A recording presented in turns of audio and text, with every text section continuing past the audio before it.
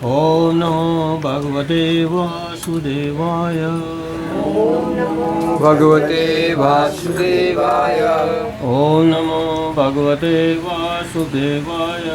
ओम नमो भगवते वासुदेवाय। ओम नमो भगवते वासुदेवाय। ओम नमो भगवते वासुदेवाय। नारायणं नमस्कृतं नारायणं नमस्कृत्यं नरं चैव नरोत्तमं नरं चैव नरोत्तमं देवीं सरस्वतीं व्यासं देवीं सरस्वतीं व्यासं ततो च मुदीर्ये ततो जयमुदीरये। नष्टप्रायेषु भद्रेषु नष्टप्रायेषु अबलेषु नित्यं भागवत सेवया नित्यं भागवत सेवया भगवती उत्तम श्लोके भगवती उत्तम श्लोके भक्तिर्भवति नैष्ठिकी भक्तिर्भवति नैष्ठिकी। ग्रंथराज श्रीमद्भागवतम की जय हो। स्कंद 4 अध्याय 5 और श्लोक नंबर जहरा लेना अमर्षित्वा नाराज करके हम उसको शिव को असह्य तेजसम असह्य तेज वाले मन्युलपूतम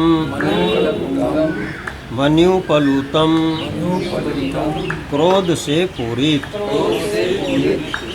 दुर्निरीक्षयम देखने में असमर्थ भ्रूकुटिया भौहों के हिलने से कराल दंत्राष्टवी ब्राह्मणे दांतों से उदस्त भागणम ज्योति कुंजों तारों को अस्त व्यस्त करके सयात हो सवस्ती कल्याण किम कैसे कौपियत शिव को क्रुद्ध करने पर धातु ब्रह्मा का अनुवाद गुरु शिला प्रभुपाद की जय। उस विराट श्याम पुरुष ने अपने डरावने दांत निकालिए। अपनी बाहों के चालन से उसने आकाश भर में तारों को तितर बितर कर दिया और उन्हें अपने प्रबल वेदक तेज से आच्छादित कर दिया। दक्ष के कुव्यवहार के कारण दक्ष के पिता ब्रह्मा तक इस भयंकर कोप प्रदर्शन से नहीं बच सकते थे। इतना उसका प्रकोप था, तो इतना डरावना था। तो इस संसार के तो व्यक्तियों का कहना ही क्या था, ऊपर के ब्रह्मा जैसे भी उसे रूप को देख करके डरे। बहु अनेक एवं इस प्रकार उद्विग्न दृशा कातर दृष्टि से उच्च माने जब ऐसा कहा जा रहा था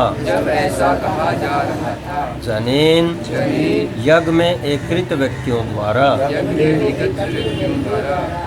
दक्ष राजा दक्ष के मुहु पुनः पुनः माँ आत्मना पुष्ट हृदय वाले निडर उत्पेतु प्रकट हुआ उत्पाद तमा अत्यंत प्रबल लक्षण शस्त्र हजारों भय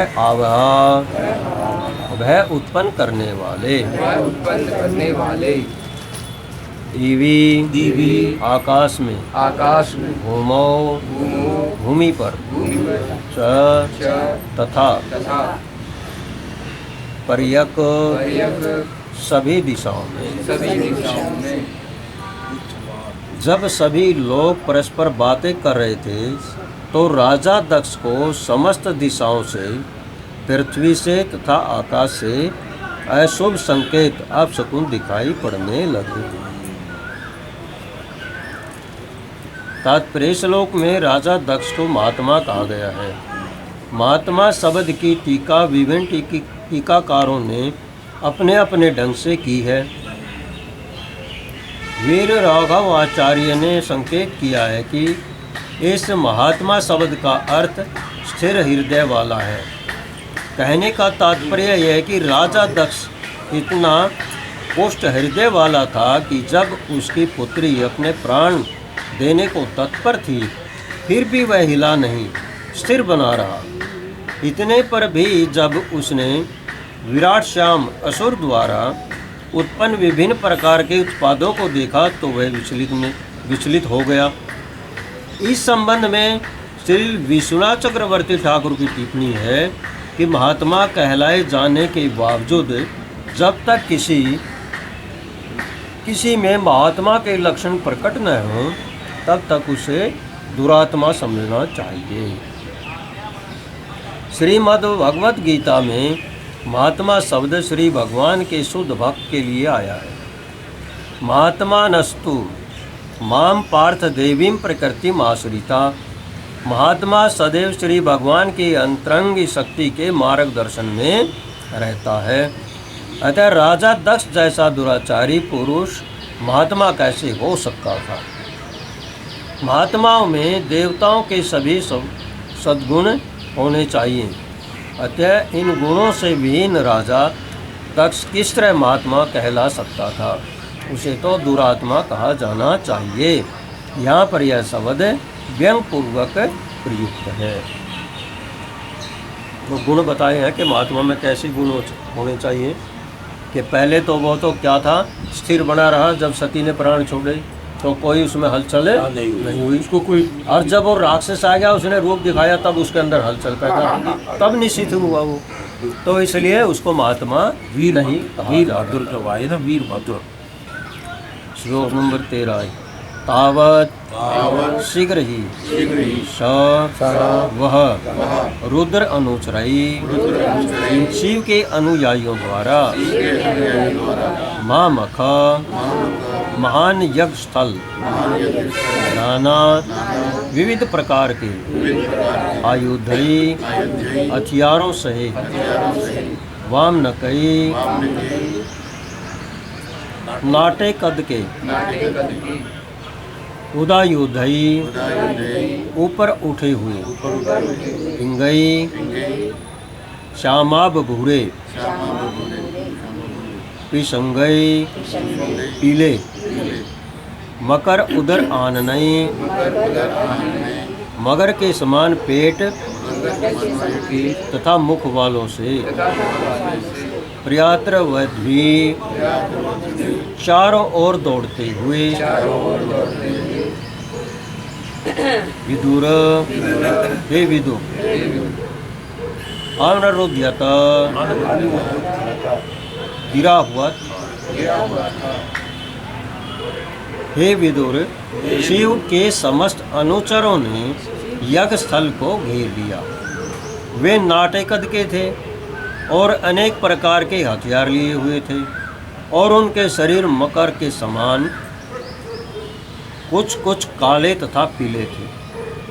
वे यज्ञ स्थल के चारों ओर दौड़ दौड़ कर उत्पात मचाने लगे। मगरमच्छ का देखा पेट तो काफ़ी फूला हुआ होता है और मुँह के अंदर उसके अंदर दांत होते हैं कितने 48। मच्छर के 9 दांत होते हैं। तो ये मच्छर काटता हमें, इसके 9 दांत होते हैं और मगरमच्छ के 48 और हाथी के 40। तो इस तरह देखा जाता है कि कुत्ते के अंदर 28 होते हैं। तो ये दांतों की संख्या कई बार देखते भागवत में है, मैं अपनी तरफ से नहीं कर रहा। मच्छर के जो 9 दांत बताए हैं ये भागवत में है कि मच्छर के 9 दांत होते हैं। तो इस प्रकार ये होता क्या था कि उसने बताया कि मकर के समान पेट जो है उनका निकला हुआ और कुछ काले तथा पीले थे। वो यज्ञ स्थल के चारों ओर दौड़ दौड़ कर उत्पादन बचाने लगे।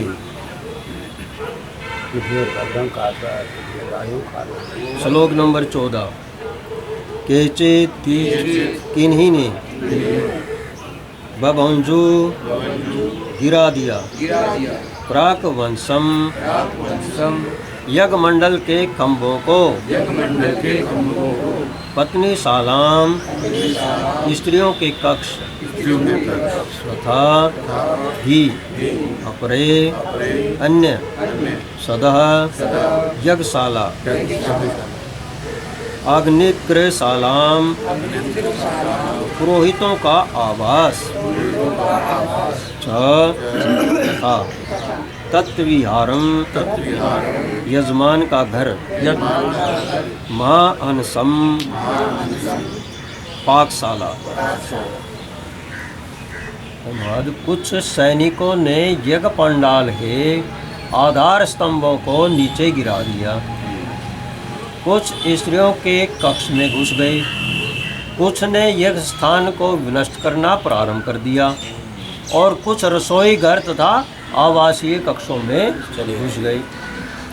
तो इस प्रकार जो शिव के दूत वक्चर थे, तो गण थे, इनके अनुयायी थे, वो अलग अलग जगह जाकर के इस प्रकार विध्वंस करने लगे। पर पहले तो प्रभु जी शुरुआत तो देवताओं ने करी थी। जब शिव के अनुचर जब माता सती के साथ आए हुए थे, उन तो भगा दिया था, उनको डरा था कि दक्ष ने तो दक्ष ने किया। फिर जब शिव जी के जब आए असली, तब उन्होंने उत्पात तो मचा नहीं था। तो कलयुग के अंदर यही तो और क्या है, हिंदू शांत स्वभाव के हैं और जो दूसरे हैं वो उत्पाती हैं। तो इन उत्पातियों का साथ आज कौन दे रहा है? अरे नहीं, जो अनपढ़ है हिंदू है वो उन उत्पातियों का साथ दे रहे हैं। बोले नहीं तुम्हारी रोटी रोजी छीन लेंगे, और मजबूरी में दे रहे हैं। तो कारण क्या बने रहे हो? दिल्ली के आज का दिन इनकी जोगियाँ तोड़ के क्यों फेंक रही है? तो इसलिए तो फेंक रही है कि कल ना फिर ये मतलब वोट देंगे और तुम्हारा सत्यानाश करेंगे। इनको अकल तो है नहीं। तो ये 40 साल से अकल तो है नहीं। उन्होंने अपनी आगे की इन्हें ये नहीं पता कि वोट देना किसको है। इनको तो जो जैसे पैसे, कल टीवी में दिखा रखा था ना, रेलवे की झुग्गियों के नीचे जितने झुग्गी वाले थे, जो बोले तुमने वोट के दिए, तो बोले हमारे को पैसे देगी। पैसे हमारे को पैसे देंगे, इसलिए हमने इनको वोट दे दिए। वो बोले अब तुम्हारी झुग्गी टूट रही है। वो बोले इसलिए तो तोड़ रहे कि तुमने इनको वोट को दिए ना, पैसे लेकर दिए ना, अब वो पैसे छीन रहे हैं तुम्हारे। अब भागो यहाँ से। तो यही काम यहाँ पर हो रहा है। तो कलयुग का सारा लक्षण तो यहीं पर भागवत में दिखा तो रहे हैं। श्लोक नंबर 15। रुरुजुहु तोड़ डाला यज्ञ पात्राणी, यज्ञ में प्रयुक्त होने वाले पात्रों को, तथा इस प्रकार एके कुछ ने अग्निन, यज्ञ की अग्नियाँ, अनाशयन चादी कुंडेशु, यज्ञ स्थल में अमुत्रियन, पेशाब कर दिया। केचित किन्हीं ने विविधु फाड़ डाला। वेदी मखला, यज्ञ स्थल की सीमा रेखाएं, उन्होंने यज्ञ के सभी पात्र तोड़ दिए और उनमें से कुछ यज्ञ अग्नि को बुझाने लगे। कुछ एक ने तो यज्ञ स्थल की सीमांकन मेखलाएं तोड़ दी, जो बाहर को लगाते हैं, बाउंड्री क्या बोलते हैं उसको, मेखलाएं तोड़ दी। और कुछ ने यज्ञ स्थल में पेशाब कर दिया। अबादंत, रास्ता रोक लिया। मुनियों को, अन्य दूसरे, एक एक कुछ ने पत्नी स्त्रियों को अतर्जयन, डराया धमकाया। प्रे अन्य जबूहु, बंदी बना लिया। देवान, देवताओं को। प्रत्यासनान, निकट ही। पलायितान, भागने वालों को। धन्यवाद। इनमें से कुछ ने भागते मुनियों का रास्ता रोक लिया, किन्हीं ने वहाँ पर एकत्रित स्त्रियों को डराया धमकाया, और कुछ ने पंडाल से भागते हुए देवताओं को बंदी बना लिया। क्योंकि वो कथा में आता है जी, ये सुनते रहे देखते रहे वो अपराध सारा का सारा कि माता के ऊपर क्या अपराध हो रहा है, तो इसलिए ये भी अपराधी बन गए ना सारे। ये जो प्रसूति है उसने तो सब पता पहले ही लग ये भी चुका है। अपराधी बन गए ना तो उसमें। ये सारे जितने थे, अब क्या हो गया ये, उसमें जिन्होंने भाग लिया था और जिन्होंने सती के साथ या देवताओं के साथ गलत काम किया था, चुप बैठे रहे ना, तो ये सब चुप बैठे। साथ दिया, इन्होंने साथ दिया उसका राजा दक्ष का, सब चुप बैठे रहे, बस देखते रहे कि क्या हो रहा है।